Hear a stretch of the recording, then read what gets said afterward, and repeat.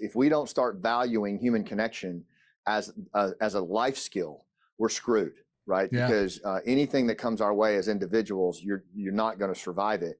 And the other thing, there was one other thing that you were talking about with the way that we respond to things, but I think it is. Oh, I know what it was.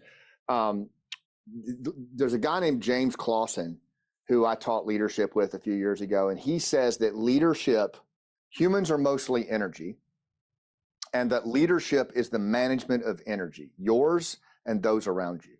And I don't think that's ever been more true than today, right? If you think about the emotional temperature of where people are, they're on the thermometer, they're almost always in the red or right at the red. And we are too, like you said, and we're all playing angry because we feel like that's how we survive now.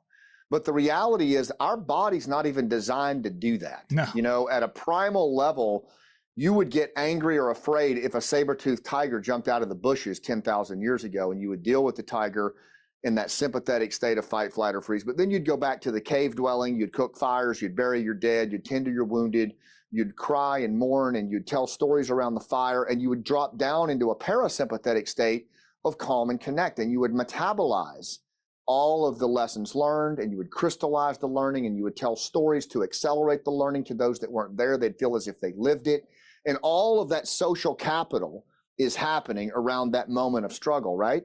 But the bulk of your time is in a parasympathetic state of calm and connect, rest and digest. And then you episodically go up when you have to fight or when you have to deal with something. Well, we're the opposite now. Now, because of these things and 24/7 news and everything else, we're living in the red.